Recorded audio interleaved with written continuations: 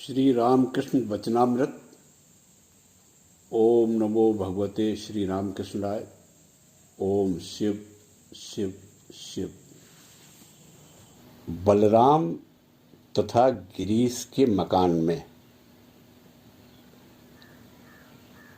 शुक्रवार वैशाख शुक्ल दशमी 24 अप्रैल 1885।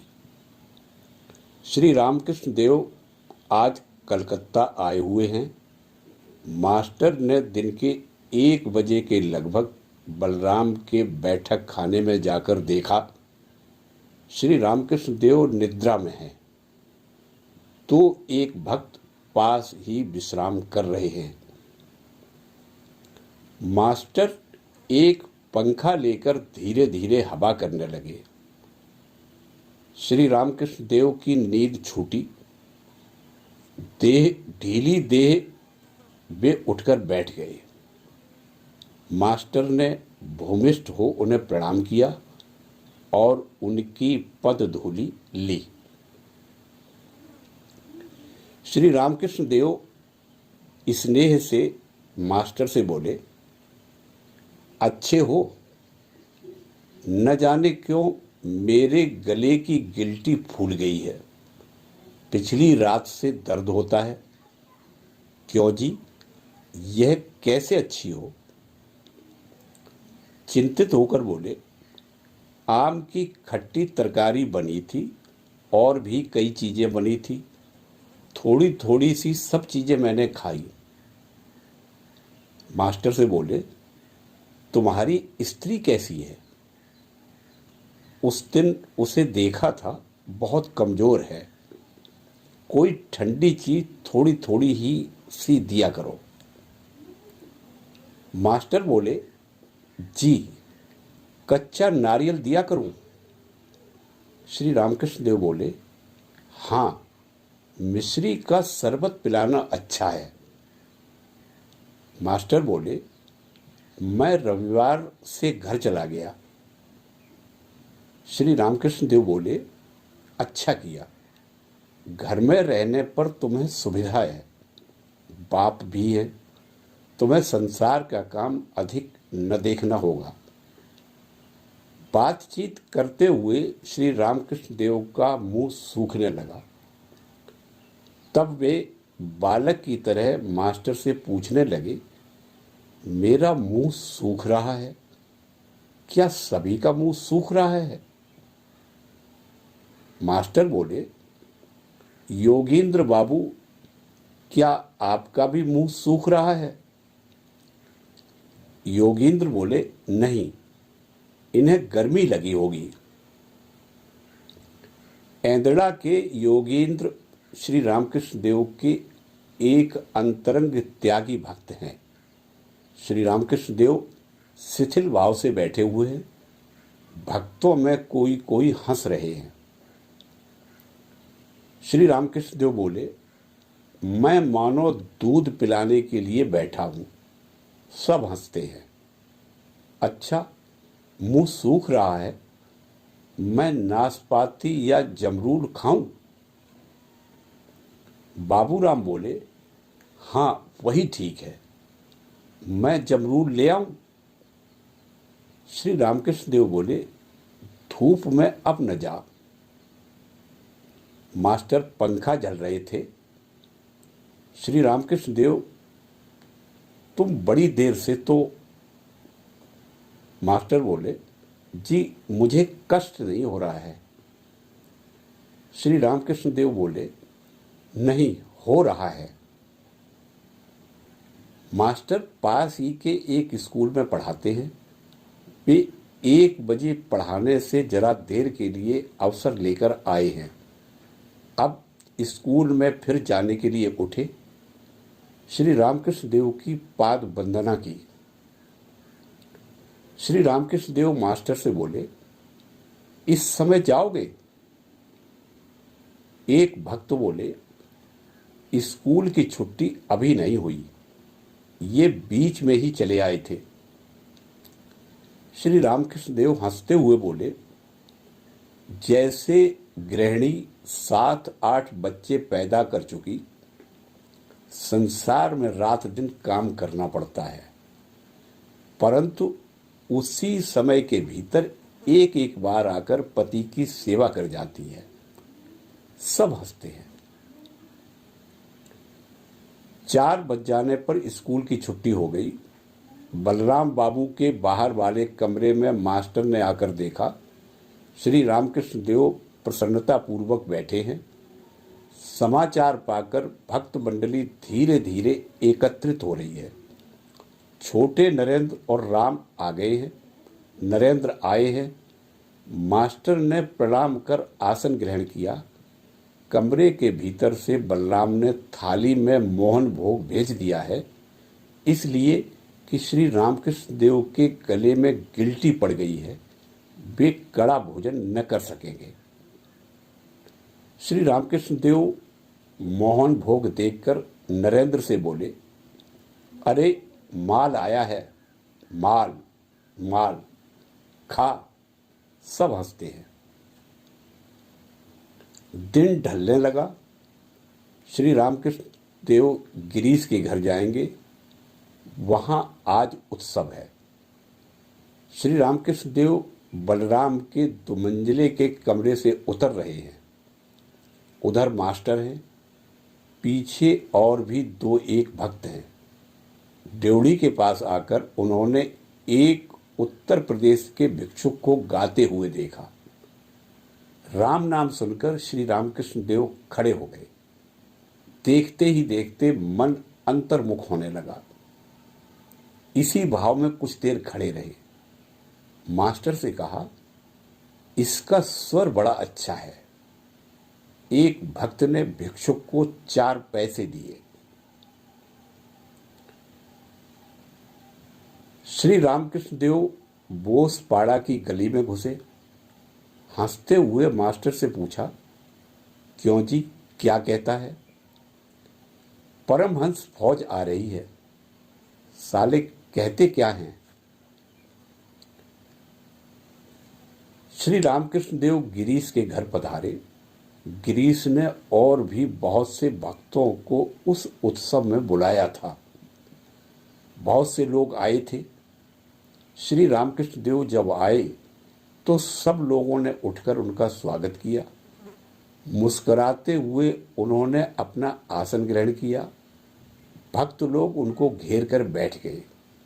गिरीश, महिमाचरण, राम, भवनाथ, बाबूराम, नरेंद्र, योगेन, छोटे नरेंद्र, चुनी, बलराम, मास्टर तथा अन्य भक्तगण श्री रामकृष्ण देव के पास साथ बलराम के ही मकान से आए थे। श्री रामकृष्ण देव महिम से बोले, मैंने गिरीश से तुम्हारे बारे में बातचीत की थी। वह बहुत गहरा है। तुम सिर्फ घुटने तक हो। अच्छा, देखो तो भला मैंने कहा वह ठीक है या नहीं। मैं चाहता हूं कि तुम दोनों में बहस हो, पर देखो आपस में समझौता न कर लेना। सब हंसते हैं। गिरीश और महिमाचरण में वाद विवाद होने लगा। थोड़ी देर में राम ने कहा, अब काफी हो गया, आइए अब हम लोगों का कीर्तन हो। श्री रामकृष्ण देव राम से बोले, नहीं नहीं, इस वाद विवाद में बड़ा अर्थ है। ये लोग इंग्लिशमैन हैं। मैं सुनना चाहता हूं कि ये क्या कहते हैं। महिमाचरण कहते थे कि साधना के द्वारा प्रत्येक व्यक्ति श्री कृष्ण हो सकता है, पर गिरीश कहते थे कि श्री कृष्ण ईश्वर के अवतार थे और कोई मनुष्य चाहे कितनी भी साधना करे वह कभी अवतार नहीं हो सकता। महिम बोले, तुम समझे मैं क्या कहता हूं? मैं उदाहरण देकर समझाता हूं। एक बेल का वृक्ष आम का वृक्ष बन सकता है केवल यदि उसमें कुछ बाधाएं हटा दी जाएं।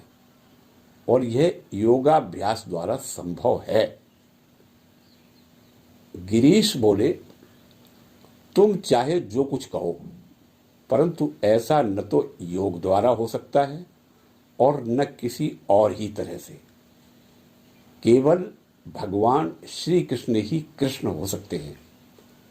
यदि किसी व्यक्ति में किसी दूसरे व्यक्ति के समस्त भाव हैं, उदाहरण के लिए श्री राधा के, तो वह व्यक्ति श्री राधा के सिवाय और कोई हो ही नहीं सकता।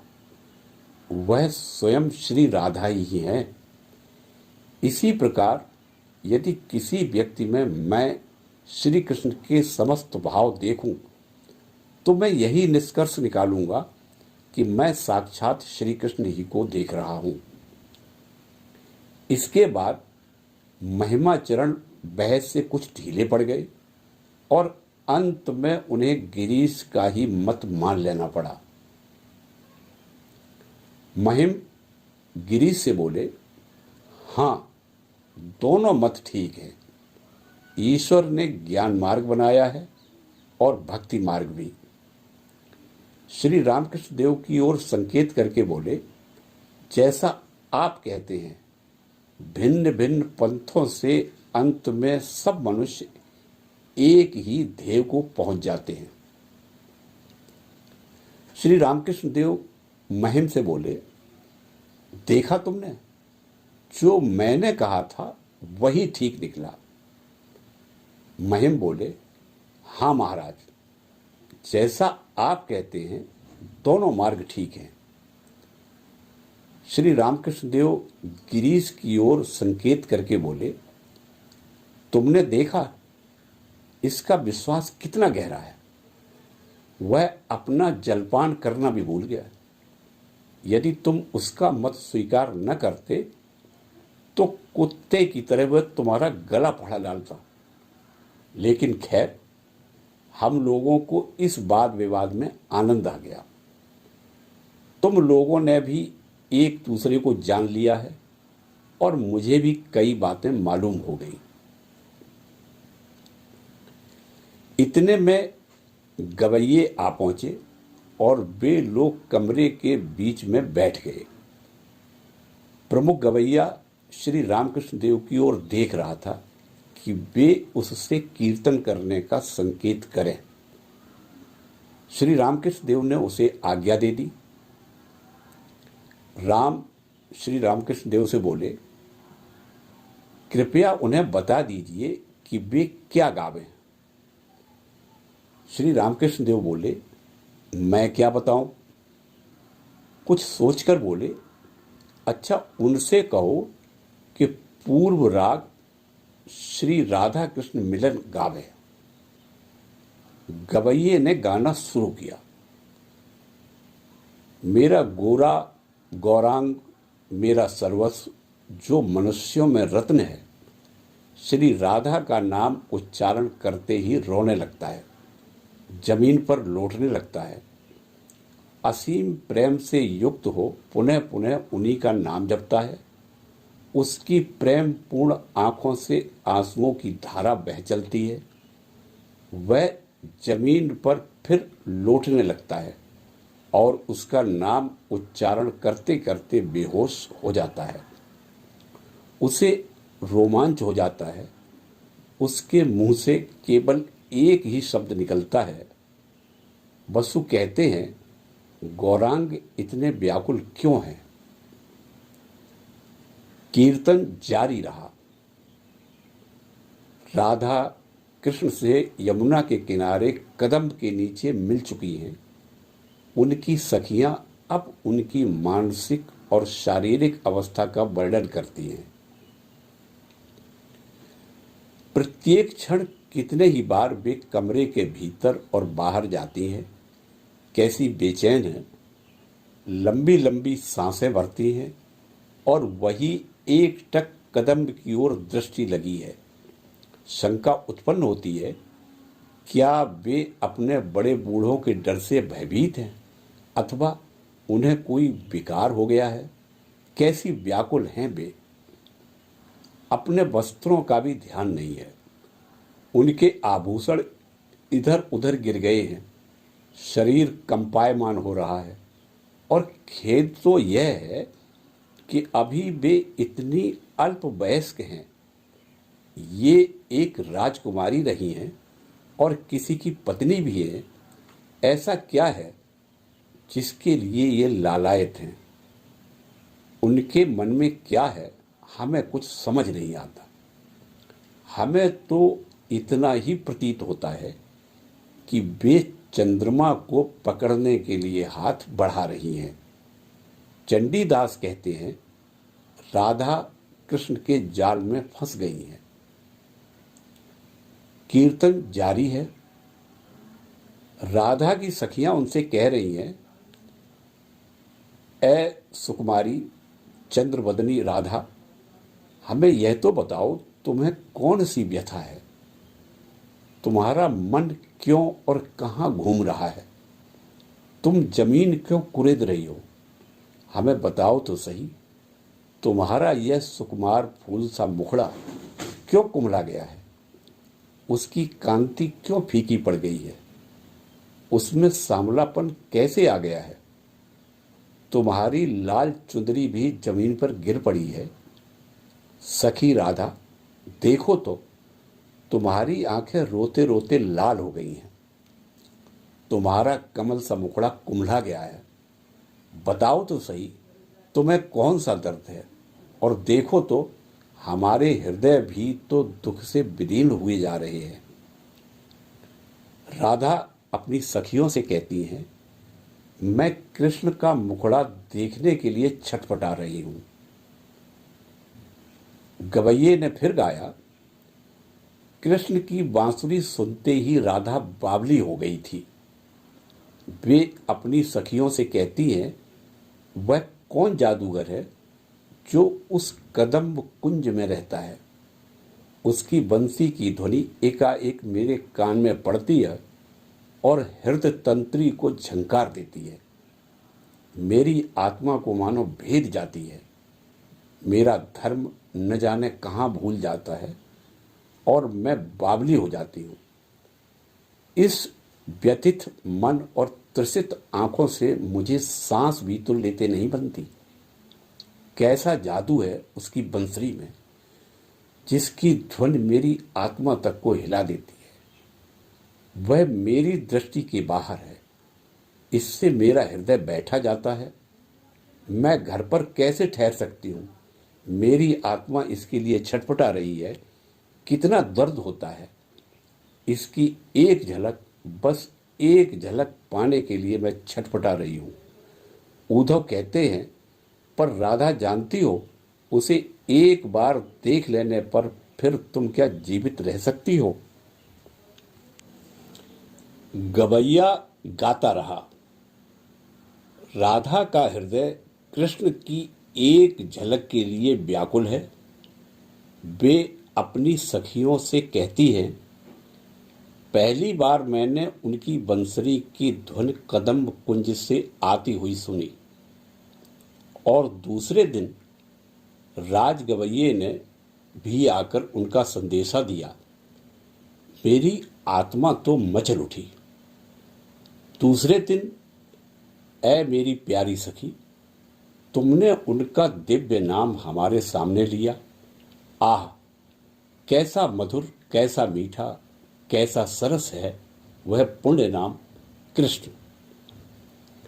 कितने ही विद्वान लोगों ने भी मुझसे उनके अगणित गुणों का वर्णन किया, पर हाय, मैं क्या करूं? मैं एक सीधी सादी बालिका हूं और फिर घर में बड़े बूढ़े भी तो हैं। मैं क्या करूं? उन मेरे प्राण सर्वस्व के लिए मेरा प्रेम बढ़ता जा रहा है। उनके बिना मैं एक क्षण भी कैसे रह सकती हूं? लेकिन इतने समय के बाद क्या मुझे अब यही दिखेगा कि उनको बिना देखे ही मुझे मर जाना होगा? ये दुखिया अखियां अधखुली रह जाएगी। ऐ सखी, ऐसा कोई उपाय तो बताओ जिससे मैं एक बार तो उन्हें देख लूं, एक ही बार सही। श्री रामकृष्ण देव ने जैसे ही यह वाक्य सुना, आह कैसा मधुर, कैसा मीठा, कैसा सरस है वह पुण्य नाम कृष्ण। वे अधिक बैठे नहीं रह सके, वे खड़े हो गए और बाही शून्य हो उन्हें गहरी समाधि लग गई। छोटे नरेंद्र उनकी दाहिनी ओर खड़े हो गए। श्री रामकृष्ण देव जब किंचित प्रकृतिस्थ हुए तो उन्होंने बड़े मधुर स्वर में श्री कृष्ण का नाम उच्चारण किया। उनकी आंखों से प्रेमाश्रु बहने लगे और फिर वे बैठ गए। गवैये का गाना जारी रहा। राधा की एक सखी विशाखा दौड़कर जाती है और श्री कृष्ण का एक चित्र ले आती है और उसे राधा की आंखों के सामने कर देती है। राधा कहती है, मैं उन्हीं का चित्र देख रही हूं जिन्हें मैंने जमुना के किनारे देखा था। तभी से मेरी यह दशा हो गई है। फिर वे कह रही हैं, मैं उन्हीं का चित्र देख रही हूं जिन्हें मैंने कालिंदी के तट पर देखा था, जिनका नाम विशाखा ने लिया है। वे वही हैं जिनका यह चित्र है। जिन्होंने बांसुरी बजाई थी वे ही मेरे प्राणों के प्यारे हैं। राज गवैये उनका गुणगान मुझसे कर चुके हैं। उन्होंने मेरे हृदय पर जादू कर दिया है। यह और कोई नहीं, वे ही हैं। यह कहते ही राधा बेहोश हो गई। थोड़ी देर बाद जब उनकी सखियां उन्हें होश में लाईं तो उनके मुख से यही निकला, सखियों मुझे उन्हीं को दिखा दो जिनकी झलक मैंने अपनी आत्मा में देखी है। सखियों ने वादा किया, अच्छा जरूर दिखा देगी। अब श्री रामकृष्ण देव नरेंद्र तथा अन्य भक्तों के साथ बड़े ऊंचे स्वर से कीर्तन गान करने लगे। उन्होंने गाया, देखो वे दोनों भाई आ गए हैं जो हरि का नाम लेते लेते रोने लगते हैं। उन्होंने फिर कहा, और देखो श्री गौरांग के प्रेम के कारण समस्त नदियां झूम रहा है। इतना कहकर फिर श्री रामकृष्ण देव समाधि मग्न हो गए। समाधि उतरने पर वे अपने आसन पर बैठ गए। मास्टर की ओर देखकर उन्होंने कहा, मुझे स्मरण नहीं कि मैं पहले किस ओर मुंह करके बैठा था। फिर वे भक्तों से बातचीत करने लगे।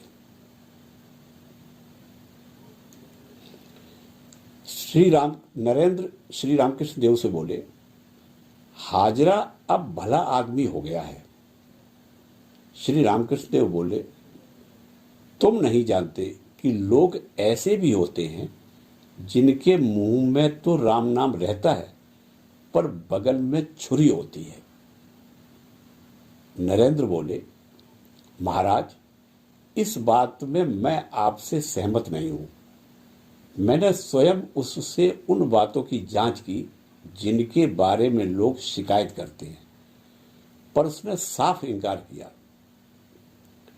श्री रामकृष्ण देव बोले, वह भक्ति में जरूर दृढ़ है, थोड़ा बहुत जप भी करता है, पर कभी कभी उसका व्यवहार विचित्र होता है। गाड़ी वाले का भाड़ा नहीं देता। नरेंद्र बोले, महाराज नहीं, ऐसी बात नहीं है।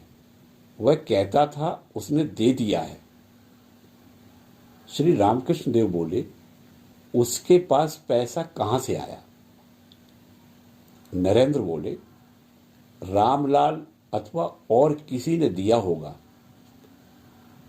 श्री रामकृष्ण देव बोले, क्या तुमने उससे सब बातें विस्तार पूर्वक पूछी थी?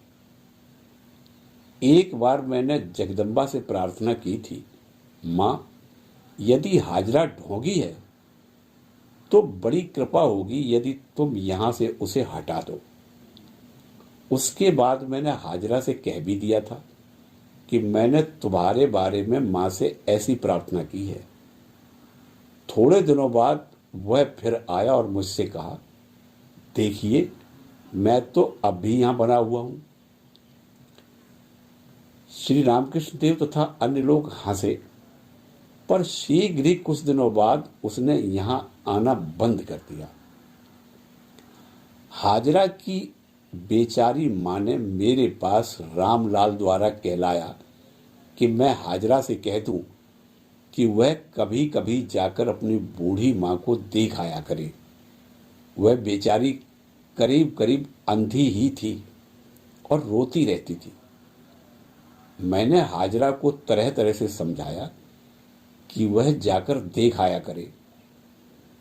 मैंने उससे कहा, देखो तुम्हारी माँ वृद्धा है, कम से कम उसे एक बार जाकर देख आओ। पर मेरे कहने पर भी नहीं गया। अंत में वह बेचारी बुढ़िया रोते रोते मर गई। नरेंद्र बोले, पर इस बार वह घर जाएगा। श्री रामकृष्ण देव बोले, हाँ हाँ मुझे मालूम है वह घर जाएगा। वह बड़ा दुष्ट है, धूर्त है, तुम उसे नहीं जानते। गोपाल कहता था कि हाजरा सीती में कुछ देर रहा था। लोग उसके लिए घी लाते थे, चावल लाते थे और भी तरह तरह की खाद्य सामग्री उसे लाकर देते थे। पर उसकी उद्दंडता तो देखो कि वह उन लोगों से कह देता था, मैं ऐसा मोटा चावल नहीं खा सकता, मुझे ऐसा खराब घी नहीं चाहिए। भाटपारा का ईशान भी उसके साथ गया था। उसने ईशान से कहा, शौच के लिए पानी ले आओ। इससे वहां के अन्य ब्राह्मण उससे बहुत नाराज हो गए थे। नरेंद्र बोले, मैंने उससे यह बात पूछी थी। वह कहता था, ईशान बाबू मेरे लिए खुद पानी लाए थे, और इतना ही नहीं, वह कहता था कि भाटपारा के बहुत से ब्राह्मण लोग भी उसे मान देते हैं और श्रद्धा करते हैं। श्री रामकृष्ण देव मुस्कुराते हुए बोले, यह सब उसके जप और तपस्या का फल था। जानते हो, मनुष्य की शारीरिक बनावट भी उसके चरित्र पर अपना प्रभाव डालती है। नाटा कद और शरीर में इधर उधर गड्ढे या कुबड़ अच्छे लक्षण नहीं है। जिन लोगों के ऐसे लक्षण होते हैं उन्हें आध्यात्मिक ज्ञान प्राप्त करने को बहुत समय लगता है। भवनाथ बोले, खैर महाराज, जाने दीजिए इन बातों को। श्री रामकृष्ण देव बोले, नहीं, मुझे गलत न समझना। नरेंद्र से बोले, तुम कहते हो कि तुम्हें लोगों की पहचान है, इसीलिए यह सब तुम्हें बता रहा हूं। जानते हो, हाजरा ऐसे लोगों को मैं किस दृष्टि से देखता हूं। जिस प्रकार ईश्वर सत्पुरुषों के रूप में अवतार लेता है, उसी प्रकार वह धोखेबाज और दुष्टों के रूप में भी अवतीर्ण होता है। महिमाचरण से बोले, क्यों, तुम्हारी क्या राय है? वैसे तो अभी भी सभी ईश्वर हैं। महिम बोले, हाँ महाराज, सभी ईश्वर हैं। गिरीश श्री रामकृष्ण देव से बोले, महाराज, एकांगी प्रेम क्या चीज है? श्री रामकृष्ण देव बोले, इसका अर्थ है केवल एक ओर से प्रेम। उदाहरण के लिए, पानी बतख को ढूंढने नहीं जाता, वरन बतख ही पानी को चाहता है। प्रेम और भी कई प्रकार के होते हैं, जैसे साधारण, समंजस और समर्थ। पहला जो साधारण प्रेम है, उसमें प्रेमी केवल अपना ही सुख देखता है। वह इस बात की चिंता नहीं करता कि दूसरे व्यक्ति को भी उससे सुख है अथवा नहीं। इस प्रकार का प्रेम चंद्रावली का श्री कृष्ण के प्रति था। दूसरा प्रेम जो सामंजस्य रूप होता है, उसमें दोनों एक दूसरे के सुख के इच्छुक होते हैं। यह एक ऊंचे दर्जे का प्रेम है। परंतु तीसरा प्रेम सबसे उच्च है। इस समर्थ प्रेम में प्रेमी अपनी प्रेमिका से कहता है, तुम सुखी रहो, मुझे चाहे कुछ भी हो। राधा में यह प्रेम विद्यमान था। श्री कृष्ण के सुख में ही उन्हें सुख था। गोपियों ने भी यह उच्च अवस्था प्राप्त की थी। जानते हो गोपियां कौन थी? श्री रामचंद्र जी उस घने जंगल में घूमते थे जिसमें 7,000 ऋषि रहते थे। वे सब श्री रामचंद्र जी को देखने के लिए बड़े उत्सुक थे। उन्होंने उन सब पर एक दिव्य दृष्टि डाल दी। कुछ पुराणों का कथन है कि बाद में वे ही सब ऋषि वृंदावन में गोपियों के रूप में अवतीर्ण हुए। एक भक्त बोले, महाराज अंतरंग किसे कहते हैं? श्री रामकृष्ण देव बोले, मैं एक उदाहरण देकर समझाता हूं। एक सभा मंडप में भीतर भी खंभे होते हैं और बाहर भी। अंतरंग भीतर वाले खंभों के समान है। जो सदैव गुरु के समीप रहते हैं वे अंतरंग कहलाते हैं। महिमा चरण से बोले, ज्ञानी अपने लिए न तो ईश्वर का रूप चाहता है न अवतार ही। श्री रामचंद्र जी जब वन में घूम रहे थे तो उन्होंने कुछ ऋषियों को देखा। ऋषियों ने बड़े स्नेह से उनका अपने आश्रम में स्वागत किया और कहा, प्रभु आज तुम्हारे दर्शन प्राप्त करके हमारा जीवन कृतकृत्य हो गया। पर हम जानते हैं कि तुम दशरथ के पुत्र हो। भरद्वाज तथा अन्य ऋषि तुमको ईश्वरी अवतार कहते हैं, पर हमारा वह दृष्टिकोण नहीं है। हम तो निर्गुण निराकार सच्चिदानंद का ध्यान करते हैं। श्री राम यह सुनकर प्रसन्न हुए और मुस्कुरा दिए। ओह, मुझे भी कैसी कैसी मानसिक परिस्थितियों में से होकर गुजरना पड़ा। मेरा मन कभी कभी निराकार परमेश्वर में लीन हो जाता था। कितने ही दिन मैंने इस अवस्था में बिताए। मैंने भक्ति और भक्त का भी त्याग कर दिया था। मैं जड़वत हो गया था। मुझे अपने सिर तक का ध्यान नहीं था। मैं मरणासन्न हो गया था। तब तो मैंने रामलाल की चाची को अपने पास रखने का सोचा था। मैंने अपने कमरे से सभी चित्रों को हटाने के लिए कह दिया।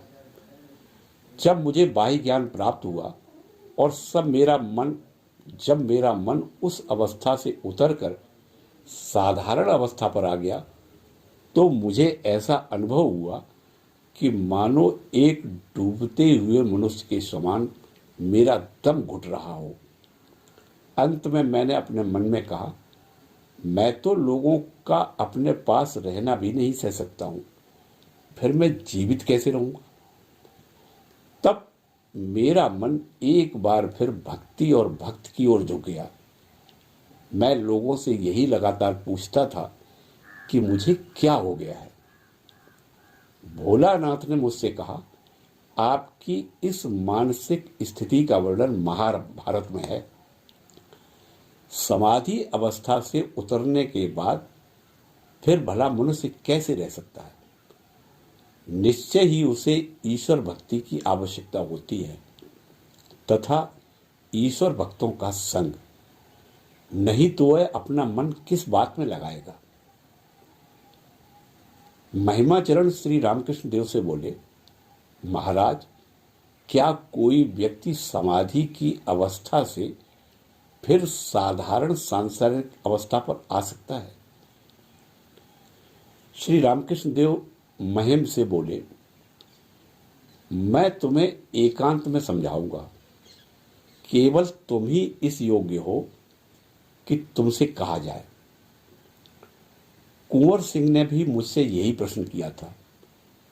तुम जानते हो कि जीव और ईश्वर में बड़ा अंतर है। उपासना तथा तपस्या के द्वारा जीव अधिक से अधिक समाधि अवस्था प्राप्त कर सकता है, पर फिर वह उस अवस्था से वापस नहीं आ सकता। परंतु जो ईश्वर का अवतार होता है वह समाधि अवस्था से नीचे उतर सकता है। उदाहरण के लिए, जीव उसी प्रकार का है जैसे किसी राजा के यहाँ एक अफसर। वह राजा के 7 मंजिला महल में अधिक से अधिक बाहर के दरबार तक जा सकता है, परंतु राजा के लड़के की पहुंच 7 मंजिलों तक होती है और वह बाहर भी जा सकता है। यह बात हर एक आदमी कहता है कि समाधि की अवस्था से फिर कोई लौट नहीं सकता। अगर ऐसी बात है तो शंकर तथा रामानुज जैसे महात्माओं के बारे में तुम क्या कहोगे? उन्होंने विद्या का मैं रखा था। महिमाचरण बोले, हाँ, यह बात सचमुच ठीक है, नहीं तो इतने बड़े ग्रंथ कैसे लिख सकते थे। श्री रामकृष्ण देव बोले, और देखो, प्रहलाद, नारद तथा हनुमान जैसे ऋषियों के भी उदाहरण हैं। उन्होंने भी समाधि प्राप्त कर लेने के बाद भक्ति रखी थी। महिमाचरण बोले, हाँ महाराज, यह बात ठीक है। श्री रामकृष्ण देव बोले, बहुत से लोग ऐसे होते हैं कि वे दार्शनिक वाद विवाद में ही पड़े रहते हैं और अपने को बहुत बड़ा समझते हैं। शायद वे थोड़ा बहुत वेदांत भी जान लेते हैं, परंतु यदि किसी मनुष्य में सच्चा ज्ञान है तो उसमें अहंकार नहीं हो सकता। अर्थात समाधि अवस्था में यदि मनुष्य ईश्वर से एक रूप हो जाए तो उसमें अहंकार नहीं रह जाता। समाधि के बिना सच्चा ज्ञान असंभव है। समाधि में मनुष्य ईश्वर से एक हो जाता है, फिर उसमें अहंकार नहीं रह जाता। जानते हो यह किस प्रकार होता है? देखो, जैसे दोपहर को सूरज बिल्कुल ठीक सिर पर होता है, उस समय यदि तुम अपने चारों ओर देखो तो तुम्हें अपनी परछाई नहीं दिखाई देगी। इसी प्रकार तुम में ज्ञान अथवा समाधि प्राप्त कर लेने के बाद अहंकार की परछाई नहीं रह जाती। परंतु यदि तुम किसी में सत्य ज्ञान प्राप्त करने बाद भी अहंकार का भास देखो तो समझ लो कि या तो वह विद्या का मैं है, अथवा भक्ति का मैं, अथवा दास का मैं। वह अविद्या का मैं नहीं होता। फिर यह भी समझ लो कि ज्ञान और भक्ति दोनों समानांतर मार्ग हैं। इनमें से तुम किसी का भी अनुसरण करो, अंत में पहुंचोगे ईश्वर को ही, पाओगे ईश्वर को ही। ज्ञानी ईश्वर को एक दृष्टि से देखता है और भक्त दूसरी से। ज्ञानी का ईश्वर तेजोमय होता है और भक्त का रसमय। भवनाथ श्री रामकृष्ण देव के पास ही बैठे थे, सब बातें सुन रहे थे। भवनाथ श्री रामकृष्ण देव से बोले, महाराज, क्या मैं एक प्रश्न पूछूं? चंडी को मैं ठीक से नहीं समझ सका। उसमें ऐसा लिखा है कि जगदम्बा सब जीवों का संहार करती हैं। इसका क्या अर्थ है? श्री रामकृष्ण देव बोले, यह सब उनकी लीला है। यह विचार मेरे मन में भी आया करता था, पर बाद में मैं समझ गया कि यह सब माया है। उत्पत्ति और संहार ईश्वर की माया है। गिरीश श्री रामकृष्ण देव तथा अन्य भक्तों को ऊपर छत पर ले गए, जहां भोजन परोसा गया। आकाश में अच्छी चांदनी छिटकी हुई थी। सब भक्त अपने अपने स्थान पर बैठ गए। उन सबके सामने श्री रामकृष्ण देव एक आसन पर बैठे। सब लोग बड़े प्रसन्न चित्त थे। श्री रामकृष्ण देव नरेंद्र को देखकर अत्यंत प्रसन्न हुए। वे उनके सामने की पंक्ति में बैठे। बीच बीच में श्री रामकृष्ण देव उनसे पूछते जाते थे, कहो क्या हाल है, आनंद में हो? श्री रामकृष्ण देव भोजन कर ही रहे थे कि बीच में से उठकर वे नरेंद्र के पास आए और अपनी थाली में से कुछ तरबूज का शरबत और दही लेकर उनको दिया और बड़े मधुर शब्दों में उनसे कहा, लो ये खा लो। इसके बाद वे फिर अपने आसन पर चले गए। जय ठाकुर, जय मां।